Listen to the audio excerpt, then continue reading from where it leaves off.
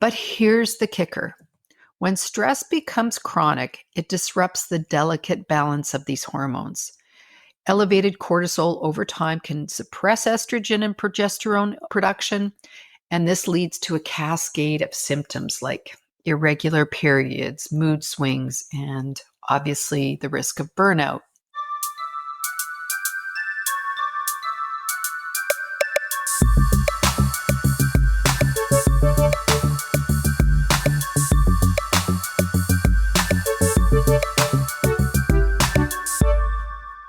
Hey there, this is Women on the Brink. I'm your host, Chris Jeffrey, a registered acupuncturist and wellness advisor with a passion for helping women live happier and more balanced lives. When I'm away from work, I'm usually outside in nature, either walking the seawall or I'm hiking in the mountains. And like many of you, my life has been filled with moments of hardship, some that I thought I couldn't overcome and really left me questioning my own strength. But through these challenges, I discovered resilience, courage, and a renewed sense of purpose. So I'm here to share not just my journey, but the lessons I've learned, and to remind you that no matter what obstacles come your way, there's always a path forward. And just to let you know, this podcast is not prescriptive. It's an offering. So please take what resonates with you and leave the rest. Happy New Year, Brinkers, and welcome to the first episode of Season 2 of Women on the Brink. Today, we're diving into a topic that's so important for every woman out there, the connection between hormones and stress. So whether you've felt overwhelmed before your period, struggled with postpartum emotions, or faced new challenges during menopause, this episode is for you because stress isn't just mental, it's physical, emotional, and obviously biological. And for women, hormones like estrogen, cortisol, and even oxytocin play big roles in how we feel, respond, and recover from stress. So let's be real. Most of us weren't taught how these hormones work or how to support them when life gets overwhelming. So here's what we're going to do today. First, we'll break down the science behind hormones and stress. Then we'll explore the unique challenges women face at different stages of life, from menstrual cycles to pregnancy to menopause. And finally, I'll share practical tips you can start using today to find more balance, build resilience, and feel more in control of your health. So whether you're listening on your morning commute, during a workout,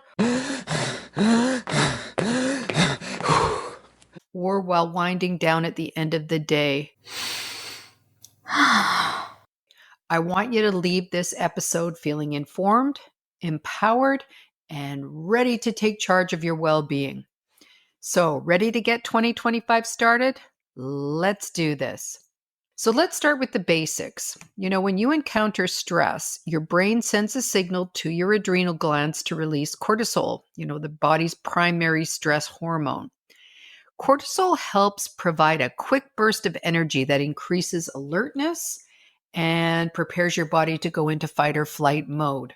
For women, cortisol doesn't work on its own. It interacts with other hormones like estrogen and progesterone.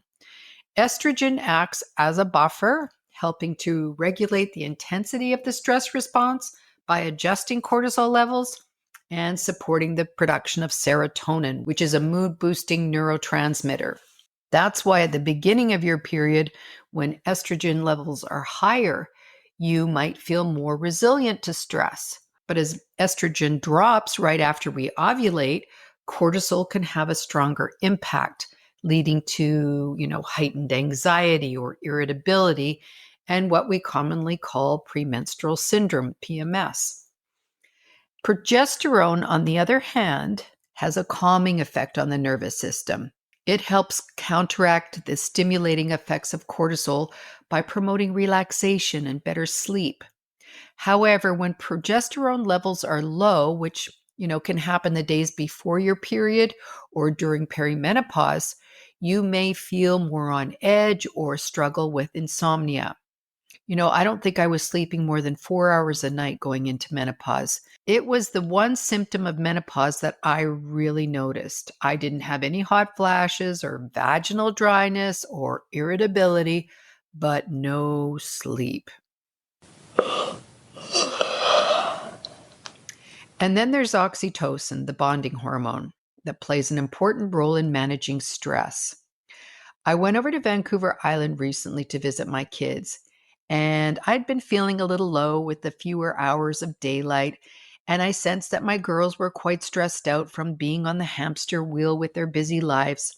So we decided to spend a day with our extended family and had another day just for ourselves. So we cooked together, ate some great meals with our family, had a girls' day out in the city that included some great conversations, some early Christmas shopping, and lots of hugs and laughs. At the end of the weekend, one of my daughters said she felt regulated. And I thought to myself, you know what? So do I. I felt like my nervous system had a time out from being on the go. And we really stepped out of our routines to enjoy some great bonding time. Science says that oxytocin is the giving neurotransmitter. It's the one that connects a mother to her baby and women to their partners during sexual intimacy. So even when we're giving someone a hug, we're releasing oxytocin, which is associated with bonding and trust and reducing stress. It helps lower cortisol and promotes feelings of calmness and connection. The person on the receiving end of the hug is getting a hit of serotonin, which is known as the feel good transmitter. So it also reduces stress and improves emotional well being. Imbalances in serotonin levels are associated with mood disorders like depression and anxiety. And a lack of oxytocin can exacerbate these issues by diminishing social bonding and increasing feelings of isolation. So, my takeaway from that weekend was that if we want to bring cortisol down, so we aren't always feeling so amped up, is to regulate our nervous system by being with people who you bond with. In my case, it was my kids. They almost always make me feel more relaxed and happy. And we're a pretty affectionate family, so we're often getting our oxytocin, serotonin when we hang out. But here's the kicker. When stress becomes chronic, it disrupts the delicate balance of these hormones. Elevated cortisol over time can suppress estrogen and progesterone production, and this leads to a cascade of symptoms like irregular periods, mood swings, and obviously the risk of burnout. So, this is a very basic explanation of what happens when cortisol enters our life as a result of stress and the impact it has on our hormones. Let's just take a short break and then look at how stress affects us hormonally at the different stages of our reproductive life. Join us on our website for articles from our podcasts at www.womenonthebrink.net. There you'll find extra tools that can be used to raise self-awareness and build resilience. We want to make this experience as interactive as possible for you Brinkers. So join the forums, introduce yourself, and share your stories. Women also face unique challenges with hormones at different stages of life, or what I refer to as the 3 trimesters of our reproductive life. So that's adolescence, and then there's pregnancy and postpartum, and perimenopause and menopause. So let's look at these stages and see how we might bring in more oxytocin and serotonin to counter stress, so each stage is more manageable and enjoyable. According to traditional Chinese medicine, a normal period will last 5 to 7 days with some slight discomfort, bloating, tender breasts, and a moderate flow. But hormonal fluctuations can cause mood swings, irregular periods, and heightened stress sensitivity as the body adjusts to its reproductive cycle. And stress during this phase can really exacerbate conditions like PMS or even acne. For me, I had very heavy periods with lots and lots of pain as a young woman. And today, I think most doctors put young women on the pill, to try and reduce these menstrual anomalies. But Western doctors don't really address why these symptoms are happening or what the root cause is. And I think we need to remember that there's a lot of changes going on at this stage of life. And those factors combined with certain social pressures, academic pressures, sometimes cultural pressures, and other factors can all lead to a lot of stress. And this is where we need to focus our attention. All of these expectations, the fear of failure and peer pressures, especially around body image, can amplify cortisol levels and lead to challenges with our monthly cycles. So I think it's worth exploring how some traditional cultures used to address menstruation. In some societies, women would retreat to designated spaces during their cycles, like the red tent, which was described in Anita Diamant's novel by the same name. These tents were places for women to rest, reflect, and connect with one another, acknowledging menstruation as a natural and even sacred process. And this communal care and recognition provided emotional and physical support. I mean, don't you think that this is something that is really missing in modern life? We barely acknowledge our monthly cycles, let alone, celebrate them. So I'm just trying to imagine how incorporating the red tent into our culture would play out in North America. Could the patriarchy handle it? Probably not. But watching it try would be absolutely hilarious. So in a corporate building, HR might make an announcement like this. Attention. Effective immediately. All menstruating employees are encouraged to utilize the Red Tent Initiative. A designated rest space on the fourth floor has been implemented, featuring beanbags, herbal tea, chocolate, and Netflix. Tampons, pads, Advil, and heating pads are available for a small surcharge. And your work duties will be kept to a minimum so you can rest. And as society tries its best to accommodate this, the news headlines might read, to promote equality, all individuals will now have designated rest cycles. Men will take a blue zone week to recharge from masculinity, and women can have their red tent week. There's no way that we are ready for this because the patriarchy thrives on hustle and grind.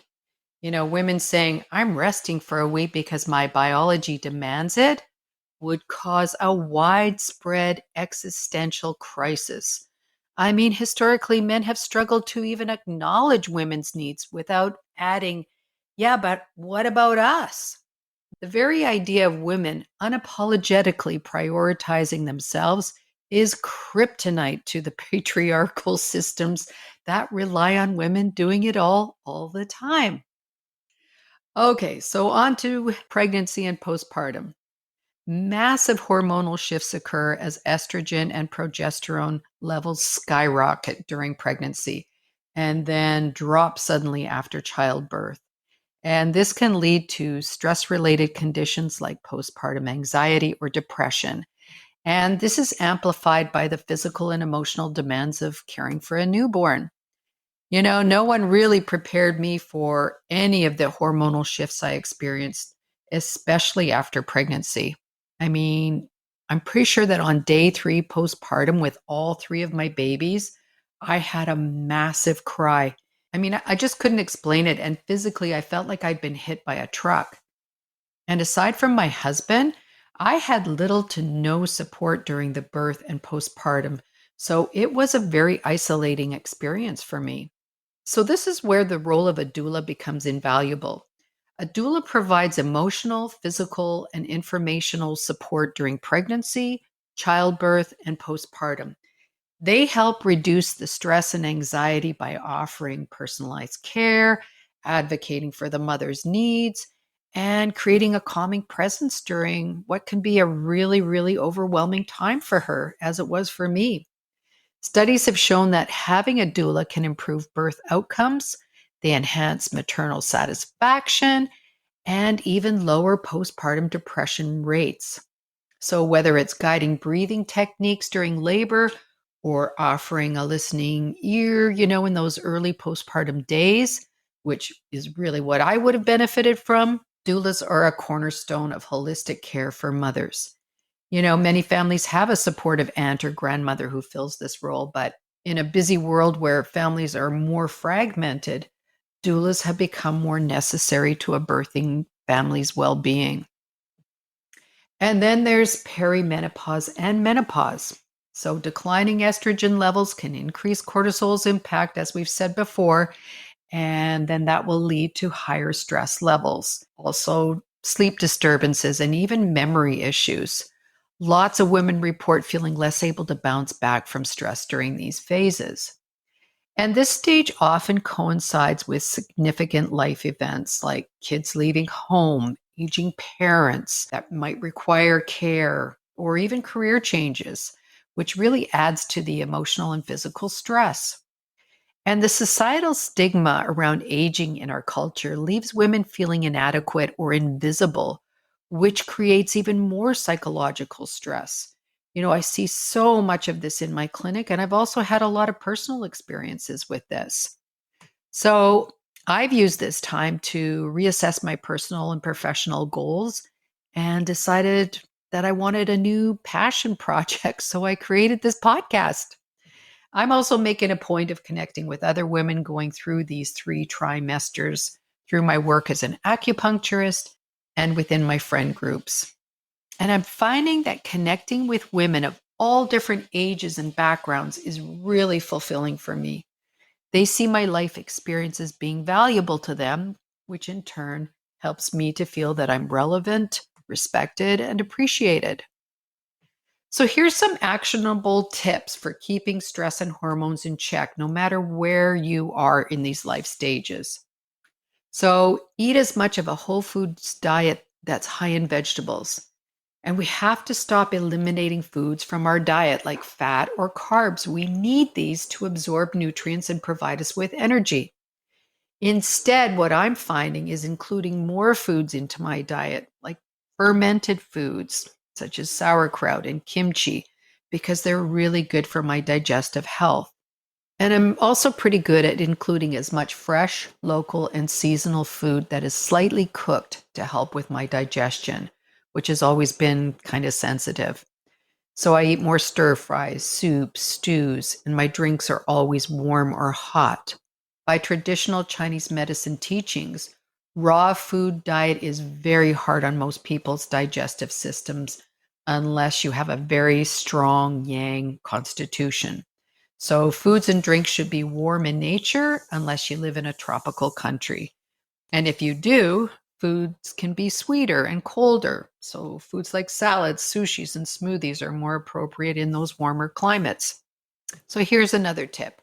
Whether you're in an aquafit class in a pool when you're 8 months pregnant or walking the trails with your hiking group at 55, movement regulates your hormones. But I'm going to caution you, if you're already dealing with stress, be careful not to overstimulate your body with exercise. I know a woman who was going through a lot of stress and was gaining weight and trying to counter this with spin classes. Her naturopath told her that her body was perceiving the type of movement as another stressor because it was just too intense. And it was actually causing her to retain body fat. And that's because when we're in flight or fight mode, our body tells us to hold on to our fat reserves because we feel that we're under threat. And another thing to do is to try and connect with people in communal ways, whether it's a church group, a soccer team, meditation retreat, or even just a girls' night out. This connectivity is how we women thrive. I have a friend who I hike with weekly, and we often start the hike out feeling really stressed out.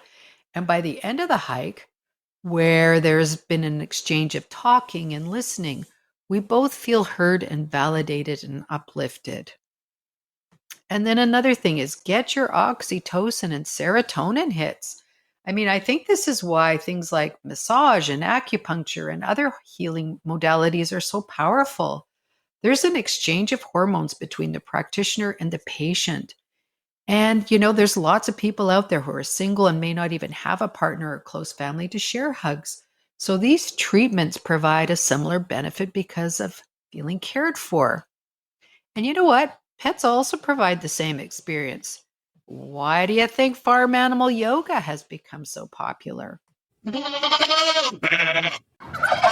And just as an aside, I really want to differentiate the neurotransmitters serotonin and dopamine from one another.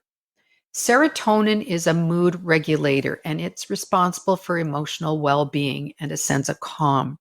It also affects sleep, and because 90% of it is in the gut, it affects digestion and appetite.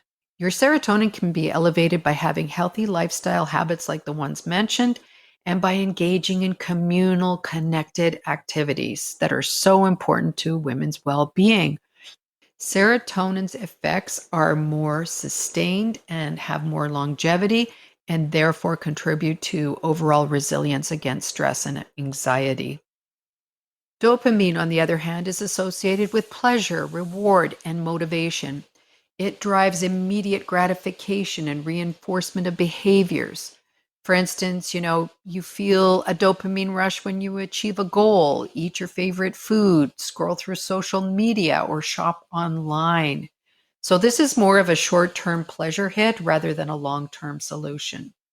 So it's the serotonin that we want to work at producing instead of trying to get those small dopamine hits that our culture really promotes. So I hope this episode has been insightful. And if you enjoyed it, please post a review on the platform you're listening to and hit the 5-star button. Thanks for joining. And I want you to know that this isn't just a podcast. This is a movement. So share this information with your friends and let's go, ladies.